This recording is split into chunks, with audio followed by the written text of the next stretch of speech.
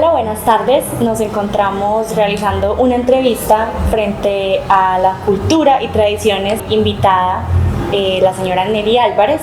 Y doña Nelly, ¿cómo está? Lo más de bien, ¿y usted qué tal? Súper bien, gracias. Vamos a hablar sobre su vida personal, sobre su cultura, sobre su lenguaje, sobre sus expresiones.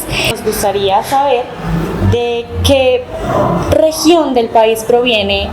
Yo soy de acá del noroeste antioqueño, nacida en Yolombó, pero criada acá en Vegachí. Llegamos acá a Vegachí porque mi papá compró una finca y nos ubicamos al lado de la Cristalina y toda la vida prácticamente hemos vivido acá en Vegachí. Acá en el municipio de Vegachí, de estar bien, tenemos como 56 años de estar acá en Vegachí. Somos prácticamente fundadores de este pueblo. ¿Qué costumbres aprendió usted de sus antepasados, de sus abuelos, de sus padres, que usted recuerde aún con cariño? Más que todo con la abuela. La abuela, la mamá de mi mamá se llamaba Rosaura Lopera, también yolombina. Ella la llamaban acá en Vegachí la doctora Hierbas, porque todo persona que se enfermaba corriera para donde la abuela, porque ella mantenía una huerta con puras hortalizas y con plantas aromáticas. Pero siempre se aprendió cositas de ella. Muy interesante. Bueno, hablemos un poquito ahora de su infancia. ¿Tiene hermanos? Somos 8 hermanos. ¿Cuáles son esos recuerdos que usted diga como que son los más bonitos y los más importantes de mi infancia? Cuando jugábamos a los muñecos. La abuela nos enseñaba a tejer la ropa para las muñecas, a las más pequeñas y a las mayores les enseñaba a cocinar. Nos hacían un fogoncito en una barranca y nos compraban las ollitas y así aprendimos las labores de la casa, a cocinar y a hacer de todo. Nos infundieron mucho respeto. Aparte como de los quehaceres de la casa y de aprender como ese respeto con sus hermanos, con sus padres, ¿ustedes eran plagas? ¿Considera que eran como plaguitas? ¿Y cuáles eran esos juegos que ustedes digan como que son los más chéveres, los más divertidos? Cuando nos íbamos a la huerta y encontrábamos las casas de las avispas y éramos felices tirándole vástagos a esas casas de avispas, y cuando nos picábamos nos quedábamos por allá escondidas. Ya cuando llegamos a la casa era porque estábamos hinchadas como unos monstruos.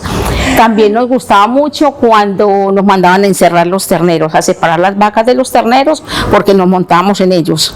Cuando no podían con nosotros porque era muy pequeño, entonces lo echamos a pelotear por una falda hacia abajo, pero éramos bastante plagas.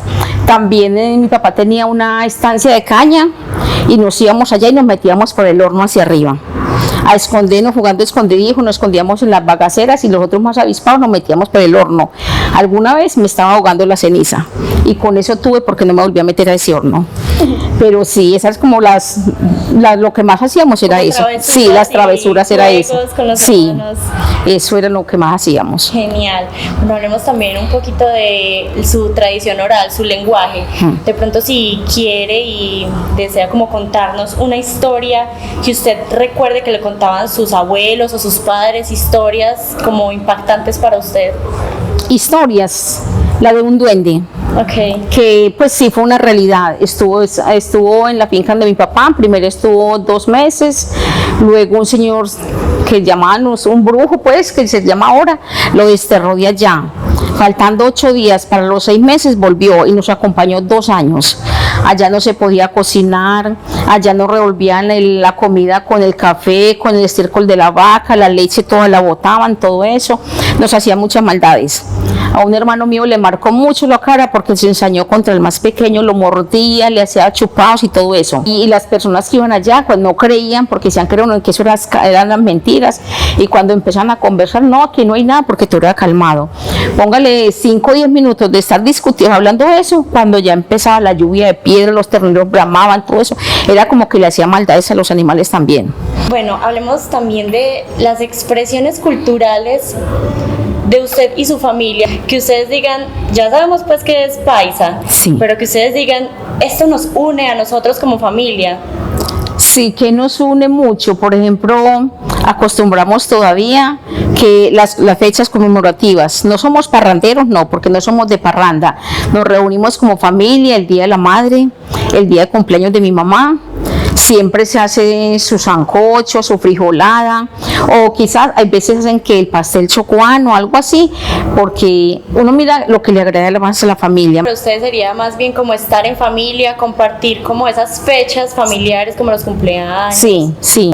Creencias. ¿Cree usted en Dios? Somos católicos, somos bastante católicos, fue algo que nos infundió los padres desde muy pequeños, más que todo mi mamá y la abuela. Vida política, digamos que recuerde un acontecimiento político que la haya marcado o que haya afectado a su familia y como a la vida que ustedes llevaban. Un tema un poco más sensible, conocemos que usted fue víctima del conflicto armado. Sí. Entonces, si podría contarnos un poco su historia de vida, si es posible. Sí. Luego me fui para Segovia y por allá conseguí compañero. Llegó el conflicto duro a Segovia. Después empezaron a hacer muertes selectivas. Un día nos tocaron la puerta, pero fue equivocadamente. En la frente de mi casa había una señora, no sé qué sería la señora. Entonces cuando tocaron en mi casa dijeron Marina, entonces nosotros nos quedamos callados porque buscaban era Marina. Cuando escuchábamos gritos, estaban pelando a la señora como pelando un novillo, le quitaban la piel y le echaban sal. Y a las 5 de la mañana nos vinimos de Segovia.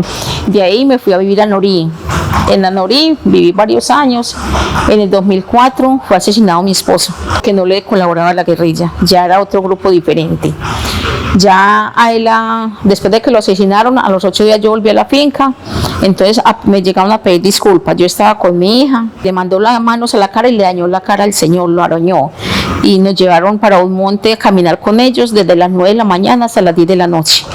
A las 10 de la noche nos dejaron por en un camino que estaba minado al lado y lado, íbamos metiéndonos por todo el pantano porque no podíamos sacar un pie ni para un lado ni para el otro. Doña Nelly, muchísimas gracias por compartirnos su historia. Mucho gusto, María Isabel. Hasta una próxima.